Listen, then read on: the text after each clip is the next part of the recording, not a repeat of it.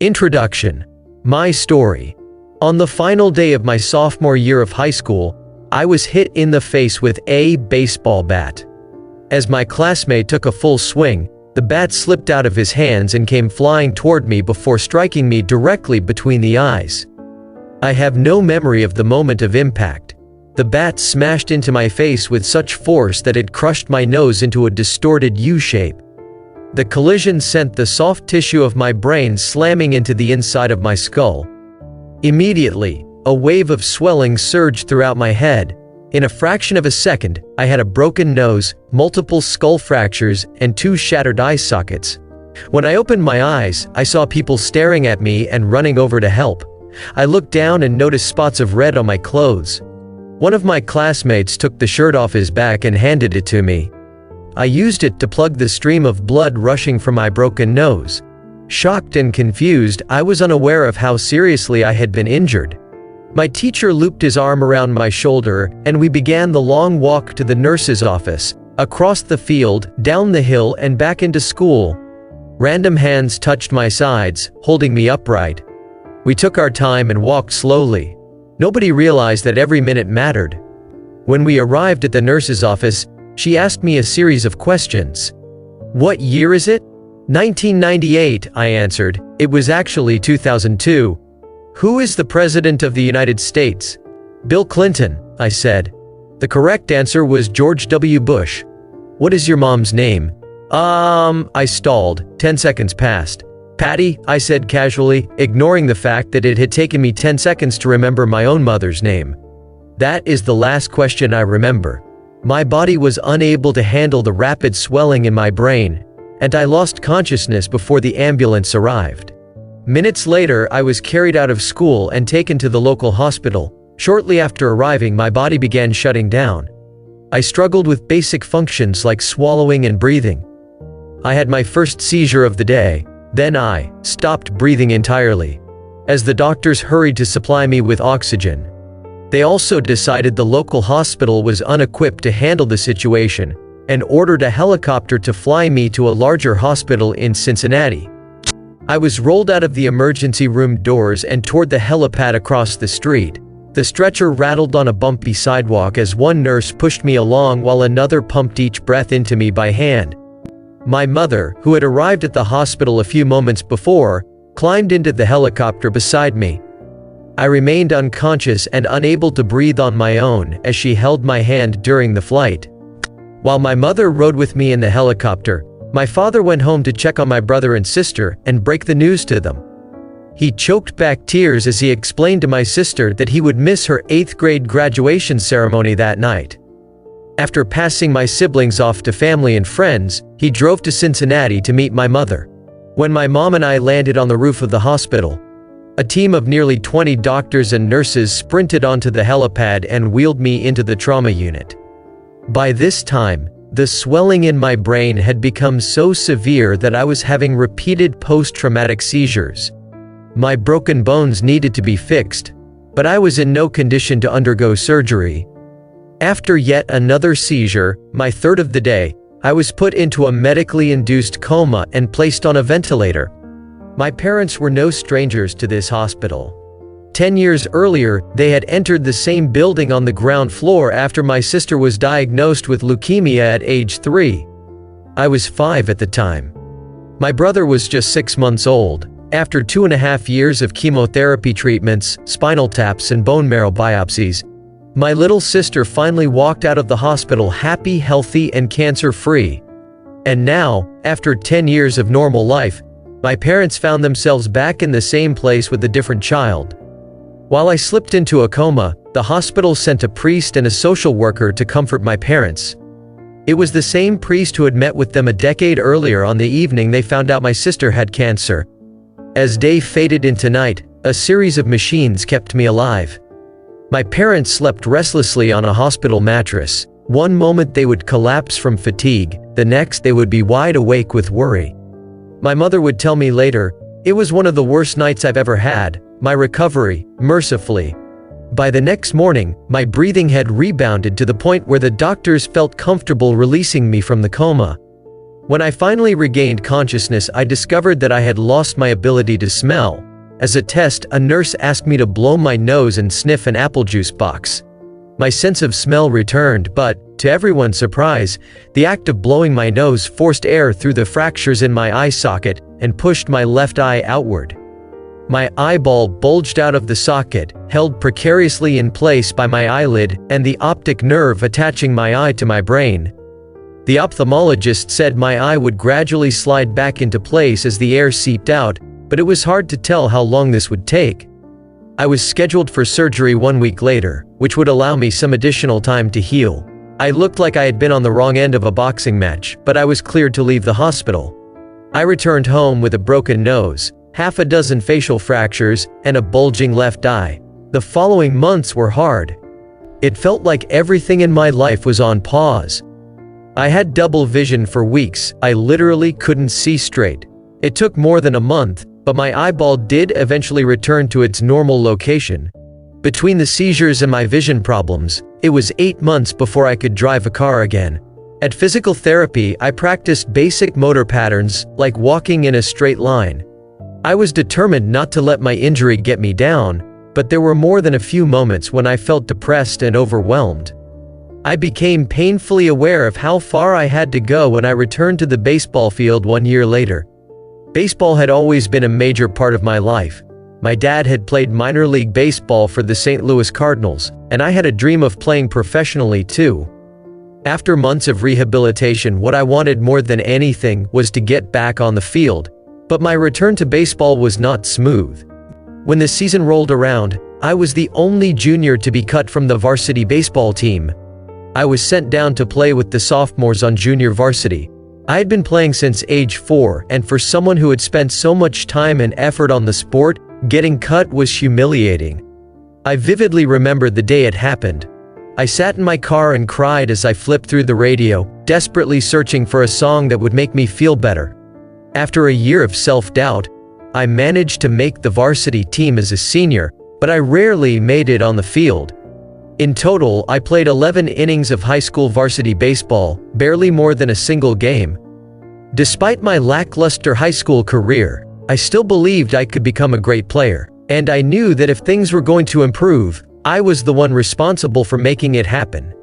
The turning point came 2 years after my injury when I began college at Denison University. It was a new beginning, and it was the place where I would discover the surprising power of small habits for the first time. How I learned about habits. Attending Denison was one of the best decisions of my life. I earned a spot on the baseball team, and although I was at the bottom of the roster as a freshman, I was thrilled. Despite the chaos of my high school years, I had managed to become a college athlete. I wasn't going to be starting on the baseball team anytime soon, so I focused on getting my life in order. While my peers stayed up late and played video games, I built good sleep habits and went to bed early each night. In the messy world of a college dorm, I made a point to keep my room neat and tidy. These improvements were minor, but they gave me a sense of control over my life. I started to feel confident again, and this growing belief in myself rippled into the classroom as I improved my study habits and managed to earn straight A's during my first year. A habit is a routine or behavior that is performed regularly, and, in many cases, automatically. As each semester passed, I accumulated small but consistent habits that ultimately led to results that were unimaginable to me when I started. For example, for the first time in my life, I made it a habit to lift weights multiple times per week, and in the years that followed, my 6'4" frame bulked up from a featherweight 170 to a lean 200 pounds. When my sophomore season arrived, I earned a starting role on the pitching staff. By my junior year, I was voted team captain, and at the end of the season, I was selected for the all-conference team. But it was not until my senior season that my sleep habits, study habits, and strength training habits really began to pay off. 6 years after I'd been hit in the face with a baseball bat, flown to the hospital and placed into a coma, I was selected as the top male athlete at Denison University and named to the ESPN Academic All-America team, an honor given to just 33 players across the country. By the time I graduated, I was listed in the school record books in 8 different categories. That same year, I was awarded the university's highest academic honor, the President's Medal. I hope you'll forgive me if this sounds boastful. To be honest, there was nothing legendary or historic about my athletic career. I never ended up playing professionally. However, looking back on those years, I believe I accomplished something just as rare. I fulfilled my potential. And I believe the concepts in this book can help you fulfill your potential as well. We all face challenges in life. This injury was one of mine, and the experience taught me a critical lesson. Changes that seem small and unimportant at first will compound into remarkable results if you're willing to stick with them for years. We all deal with setbacks, but in the long run, the quality of our lives often depends on the quality of our habits. With the same habits, you'll end up with the same results. But with better habits, anything is possible. Maybe there are people who can achieve incredible success overnight. I don't know any of them, and I'm certainly not one of them. There wasn't one defining moment on my journey from medically induced coma to academic All-American. There were many. It was a gradual evolution, a long series of small wins and tiny breakthroughs. The only way I made progress, the only choice I had, was to start small. And I employed this same strategy a few years later when I started my own business and began working on this book. How and why I wrote this book. In November 2012, I began publishing articles at jamesclear.com. For years, I had been keeping notes about my personal experiments with habits, and I was finally ready to share some of them publicly. I began by publishing a new article every Monday and Thursday. Within a few months, this simple writing habit led to my first 1,000 email subscribers, and by the end of 2013 that number had grown to more than 30,000 people.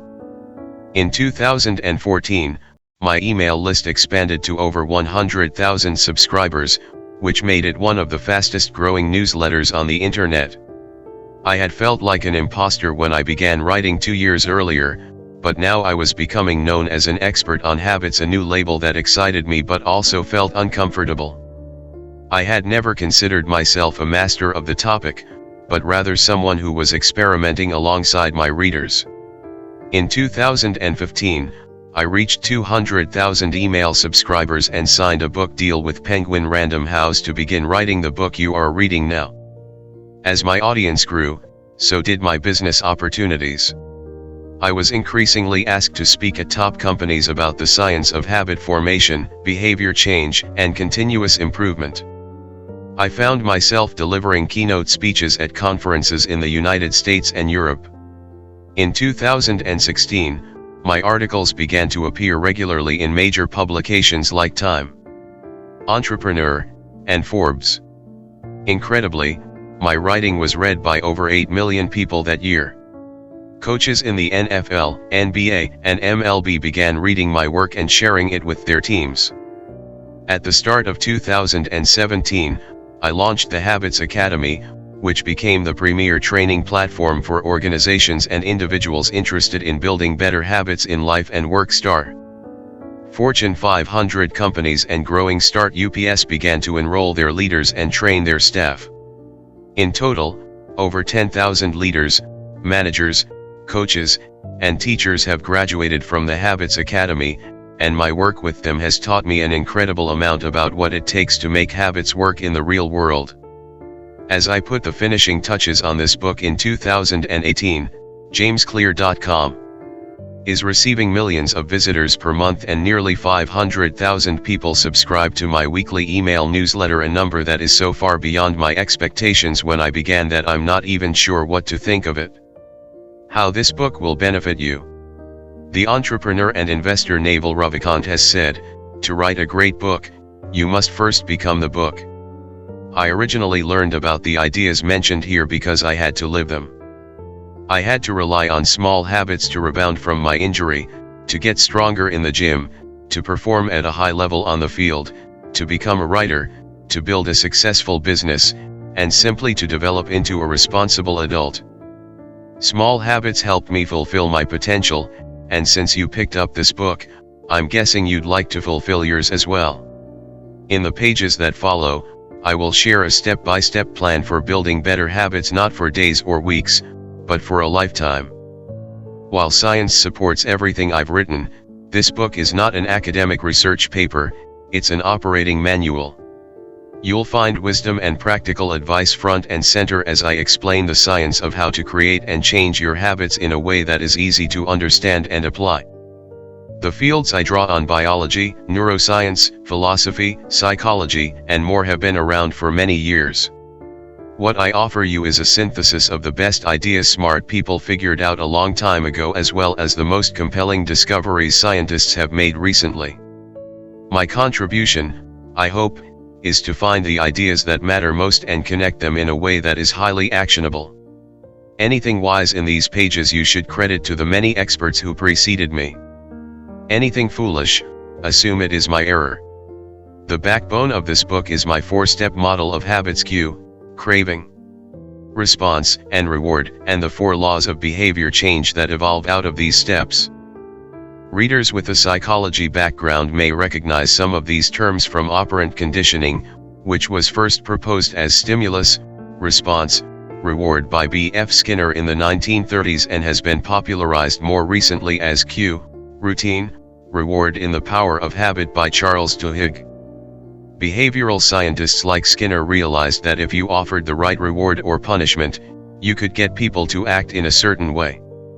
But while Skinner's model did an excellent job of explaining how external stimuli influenced our habits, it lacked a good explanation for how our thoughts, feelings, and beliefs impact our behavior.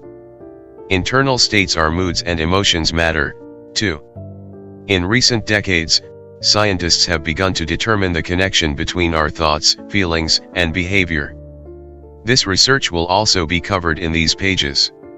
In total, the framework I offer is an integrated model of the cognitive and behavioral sciences.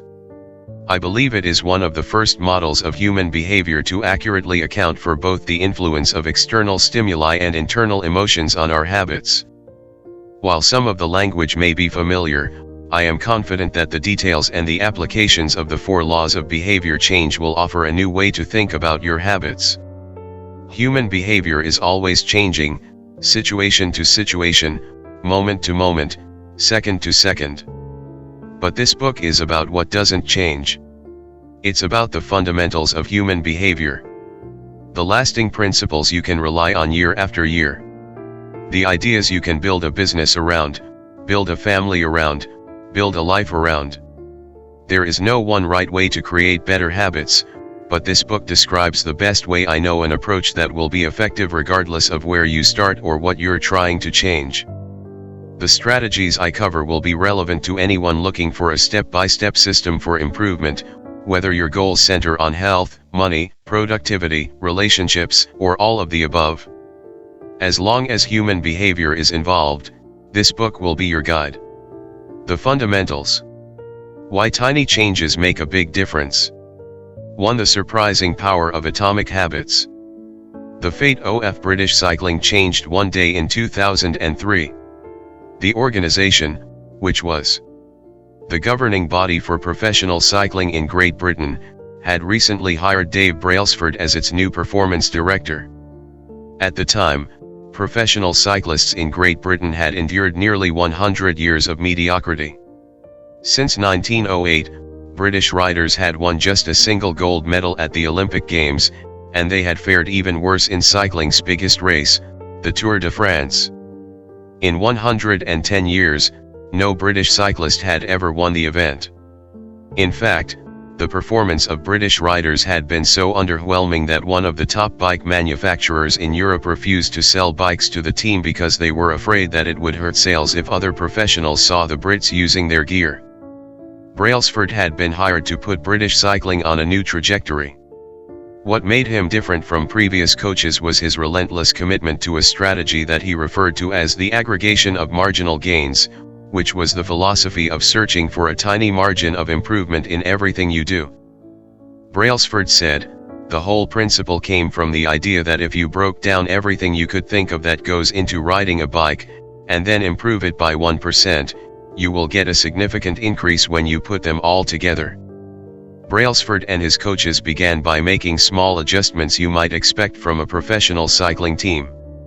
They redesigned the bike seats to make them more comfortable and rubbed alcohol on the tires for a better grip. They asked riders to wear electrically heated overshorts to maintain ideal muscle temperature while riding and used biofeedback sensors to monitor how each athlete responded to a particular workout. The team tested various fabrics in a wind tunnel and had their outdoor riders switch to indoor racing suits, which proved to be lighter and more aerodynamic. But they didn't stop there. Brailsford and his team continued to find 1% improvements in overlooked and unexpected areas. They tested different types of massage gels to see which one led to the fastest muscle recovery. They hired a surgeon to teach each rider the best way to wash their hands to reduce the chances of catching a cold. They determined the type of pillow and mattress that led to the best night's sleep for each rider. They even painted the inside of the team truck white, which helped them spot little bits of dust that would normally slip by unnoticed but could degrade the performance of the finely tuned bikes. As these and hundreds of other small improvements accumulated, the results came faster than anyone could have imagined. Just 5 years after Brailsford took over, the British cycling team dominated the road and track cycling events at the 2008 Olympic Games in Beijing, where they won an astounding 60% of the gold medals available. 4 years later, when the Olympic Games came to London, the Brits raised the bar as they set 9 Olympic records and 7 world records. That same year, Bradley Wiggins became the first British cyclist to win the Tour de France. The next year, his teammate Chris Froome won the race, and he would go on to win again in 2015, 2016, and 2017, giving the British team 5 Tour de France victories in 6 years. During the 10-year span from 2007 to 2017, British cyclists won 178 World Championships and 66 Olympic or Paralympic gold medals and captured 5 Tour de France victories in what is widely regarded as the most successful run in cycling history. How does this happen? How does a team of previously ordinary athletes transform into world champions with tiny changes that, at first glance, would seem to make a modest difference at best? Why do small improvements accumulate into such remarkable results, and how can you replicate this approach in your own life? Why small habits make a big difference? It is so easy to overestimate the importance of one defining moment and underestimate the value of making small improvements on a daily basis. Too often, we convince ourselves that massive success requires massive action. Whether it is losing weight, building a business, writing a book, winning a championship, or achieving any other goal, we put pressure on ourselves to make some earth-shattering improvement that everyone will talk about. Meanwhile, improving by 1% isn't particularly notable. Sometimes it isn't even noticeable, but it can be far more meaningful, especially in the long run. The difference a tiny improvement can make over time is astounding. Here's how the math works out. If you can get 1% better each day for 1 year, you'll end up 37 times better by the time you're done. Conversely, if you get 1% worse each day for 1 year, you'll decline nearly down to 0. What starts as a small win or a minor setback accumulates into something much more. 1% better every day. 1% worse every day for 1 year. 0.99365 equals 0.031% better every day for 1 year. 1.01365 equals 37.78. Figure 1, the effects of small habits compound over time. For example, if you can get just 1% better each day, you'll end up with results that are nearly 37 times better after 1 year. Habits are the compound interest of self-improvement. The same way that money multiplies through compound interest, the effects of your habits multiply as you repeat them.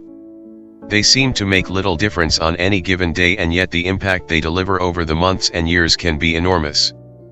It is only when looking back 2, 5, or perhaps 10 years later that the value of good habits and the cost of bad ones becomes strikingly apparent.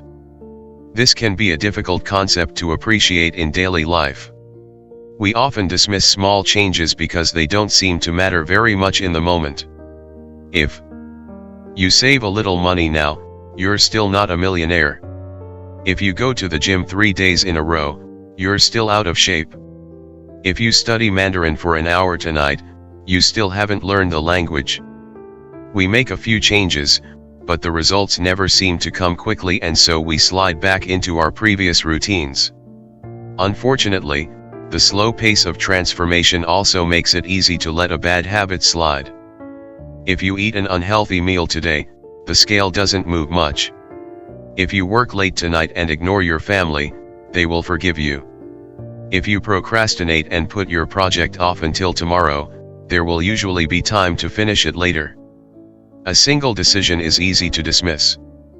But when we repeat 1% errors, day after day, by replicating poor decisions, duplicating tiny mistakes, and rationalizing little excuses, our small choices compound into toxic results. It's the accumulation of many missteps, a 1% decline here and there, that eventually leads to a problem. The impact created by a change in your habits is similar to the effect of shifting the route of an airplane by just a few degrees. Imagine you are flying from Los Angeles to New York City.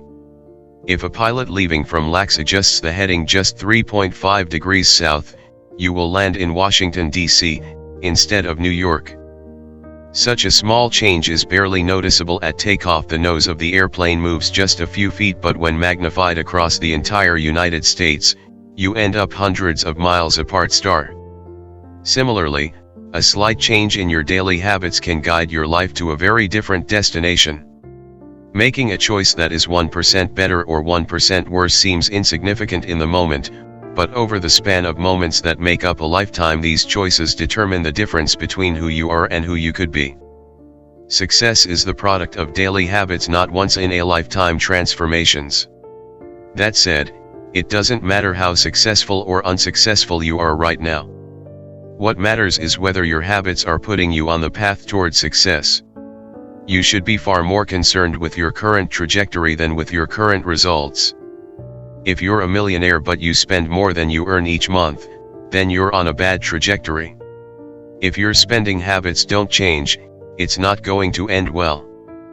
Conversely, if you're broke, but you save a little bit every month, then you're on the path toward financial freedom, even if you're moving slower than you'd like. Your outcomes are a lagging measure of your habits. Your net worth is a lagging measure of your financial habits. Your weight is a lagging measure of your eating habits. Your knowledge is a lagging measure of your learning habits. Your clutter is a lagging measure of your cleaning habits. You get what you repeat. If you want to predict where you'll end up in life, all you have to do is follow the curve of tiny gains or tiny losses, and see how your daily choices will compound 10 or 20 years down the line. Are you spending less than you earn each month? Are you making it into the gym each week? Are you reading books and learning something new each day? Tiny battles like these are the ones that will define your future self. Time magnifies the margin between success and failure. It will multiply whatever you feed it. Good habits make time your ally, bad habits make time your enemy. Habits are a double-edged sword. Bad habits can cut you down just as easily as good habits can build you up, which is why understanding the details is crucial.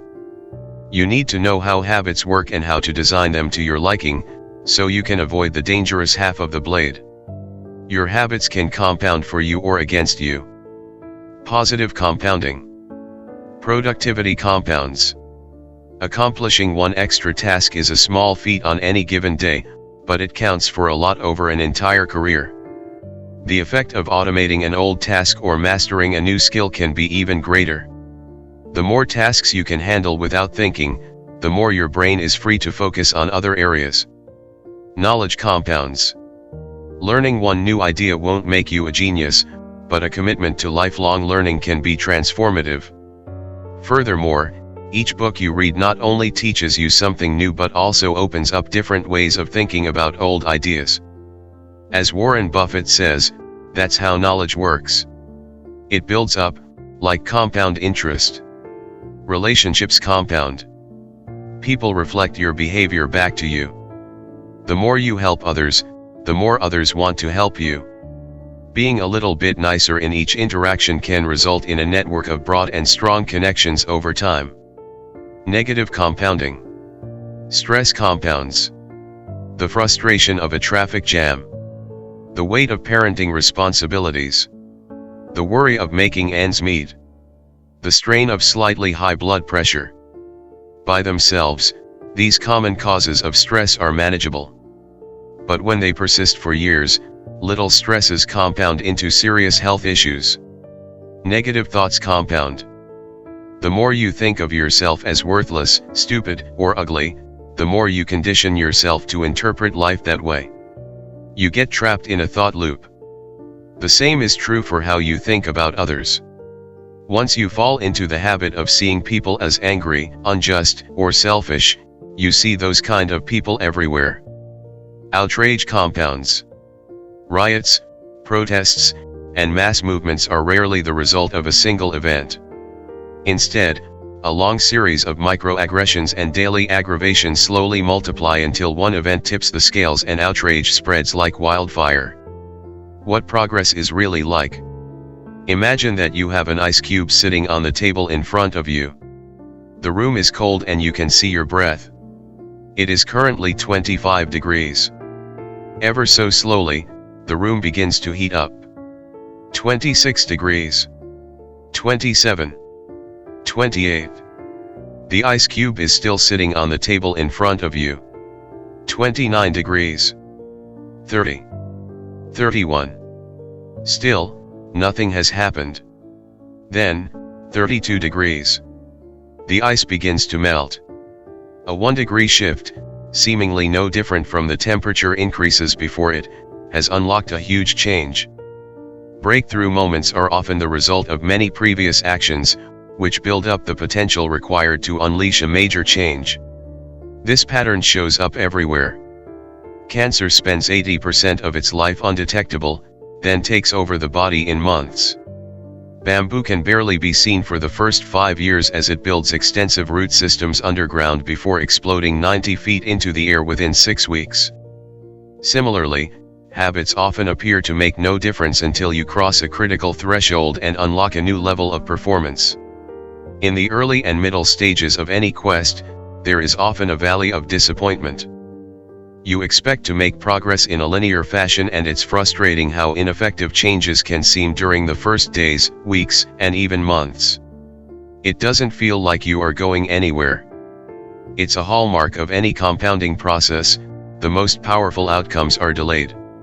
This is one of the core reasons why it is so hard to build habits that last. People make a few small changes, fail to see a tangible result, and decide to stop. You think, I've been running every day for a month, so why can't I see any change in my body? Once this kind of thinking takes over, it's easy to let good habits fall by the wayside. But in order to make a meaningful difference, habits need to persist long enough to break through this plateau, what I call the plateau of latent potential. If you find yourself struggling to build a good habit or break a bad one, it is not because you have lost your ability to improve. It is often because you have not yet crossed the plateau of latent potential. Complaining about not achieving success despite working hard is like complaining about an ice cube not melting when you heated it from 25 to 31 degrees. Your work was not wasted, it is just being stored. All the action happens at 32 degrees. When you finally break through the plateau of latent potential, people will call it an overnight success.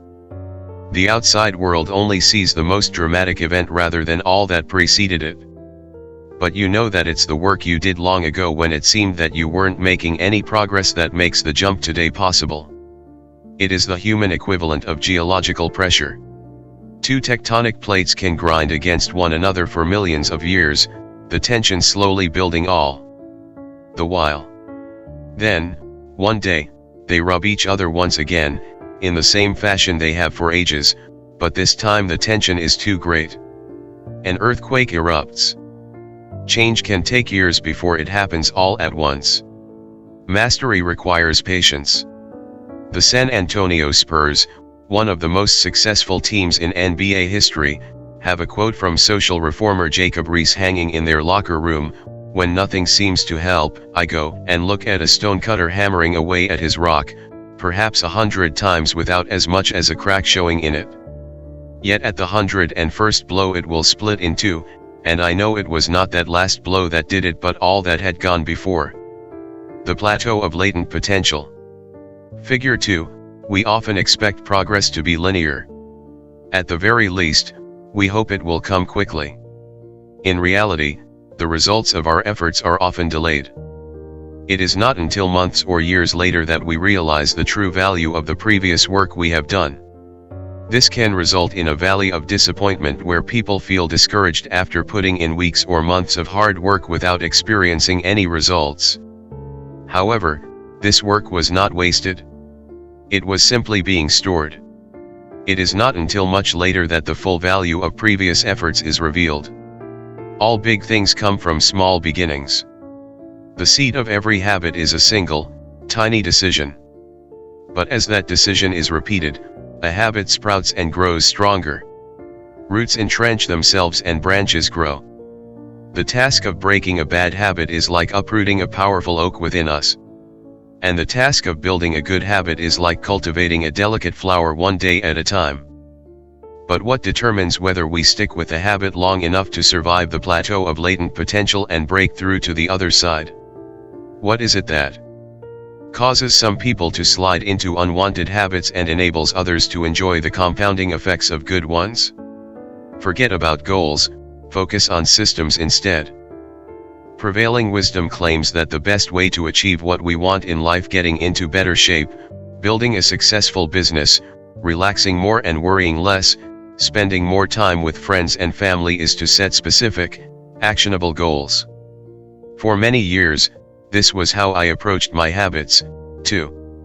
Each one was a goal to be reached. I set goals for the grades I wanted to get in school, for the weights I wanted to lift in the gym, for the profits I wanted to earn in business. I succeeded at a few, but I failed at a lot of them. Eventually, I began to realize that my results had very little to do with the goals I set and nearly everything to do with the systems I followed. What's the difference between systems and goals? It's a distinction I first learned from Scott Adams, the cartoonist behind the Dilbert comic. Goals are about the results you want to achieve. Systems are about the processes that lead to those results. If you're a coach, your goal might be to win a championship. Your system is the way you recruit players, manage your assistant coaches, and conduct practice. If you're an entrepreneur, your goal might be to build $1 million business. Your system is how you test product ideas, hire employees, and run marketing campaigns. If you're a musician, your goal might be to play a new piece. Your system is how often you practice, how you break down and tackle difficult measures, and your method for receiving feedback from your instructor. Now for the interesting question: if you completely ignored your goals and focused only on your system, would you still succeed? For example, if you were a basketball coach and you ignored your goal to win a championship and focused only on what your team does at practice each day, would you still get results? I think you would. The goal in any sport is to finish with the best score, but it would be ridiculous to spend the whole game staring at the scoreboard. The only way to actually win is to get better each day. In the words of three-time Super Bowl winner Bill Walsh, the score takes care of itself. The same is true for other areas of life. If you want better results, then forget about setting goals. Focus on your system instead. What do I mean by this? Are goals completely useless? Of course not. Goals are good for setting a direction, but systems are best for making progress. A handful of problems arise when you spend too much time thinking about your goals and not enough time designing your systems. Problem number 1: winners and losers have the same goals. Goal setting suffers from a serious case of survivorship bias. We concentrate on the people who end up winning, the survivors, and mistakenly assume that ambitious goals led to their success while overlooking all of the people who had the same objective but didn't succeed. Every Olympian wants to win a gold medal. Every candidate wants to get the job. And if successful and unsuccessful people share the same goals, then the goal cannot be what differentiates the winners from the losers. It wasn't the goal of winning the Tour de France that propelled the British cyclists to the top of the sport. Presumably, they had wanted to win the race every year before, just like every other professional team. The goal had always been there. It was only when they implemented a system of continuous small improvements that they achieved a different outcome. Problem number 2, achieving a goal is only a momentary change. Imagine you have a messy room and you set a goal to clean it. If you summon the energy to tidy up, then you will have a clean room for now. But if you maintain the same sloppy, pack-rat habits that led to a messy room in the first place, soon you'll be looking at a new pile of clutter and hoping for another burst of motivation. You're left chasing the same outcome because you never changed the system behind it. You treated a symptom without addressing the cause. Achieving a goal only changes your life for the moment. That's the counterintuitive thing about improvement. We think we need to change our results, but the results are not the problem. What we really need to change are the systems that cause those results. When you solve problems at the results level, you only solve them temporarily. In order to improve for good, you need to solve problems at the systems level. Fix the inputs and the outputs will fix themselves. Problem number 3, goals restrict your happiness. The implicit assumption behind any goal is this: once I reach my goal, then I'll be happy. The problem with a goals first mentality is that you're continually putting happiness off until the next milestone. I've slipped into this trap so many times I've lost count. For years, happiness was always something for my future self to enjoy. I promised myself that once I gained 20 pounds of muscle or after my business was featured in the New York Times, then I could finally relax. Furthermore, goals create an either-or conflict. Either you achieve your goal and are successful, or you fail and you are a disappointment. You mentally box yourself into a narrow version of happiness. This is misguided. It is unlikely that your actual path through life will match the exact journey you had in mind when you set out. It makes no sense to restrict your satisfaction to one scenario when there are many paths to success. A systems-first mentality provides the antidote. When you fall in love with the process rather than the product, you don't have to wait to give yourself permission to be happy. You can be satisfied anytime your system is running. And a system can be successful in many different forms, not just the one you first envision. Problem number 4, goals are at odds with long-term progress. Finally, a goal-oriented mindset can create a yo-yo effect. Many runners work hard for months, but as soon as they cross the finish line, they stop training. The race is no longer there to motivate them. When all of your hard work is focused on a particular goal, what is left to push you forward after you achieve it?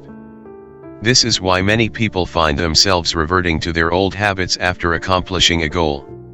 The purpose of setting goals is to win the game. The purpose of building systems is to continue playing the game. True long-term thinking is goal-less thinking. It's not about any single accomplishment. It is about the cycle of endless refinement and continuous improvement. Ultimately, it is your commitment to the process that will determine your progress. A system of atomic habits. If you're having trouble changing your habits, the problem isn't you. The problem is your system. Bad habits repeat themselves again and again, not because you don't want to change, but because you have the wrong system for change.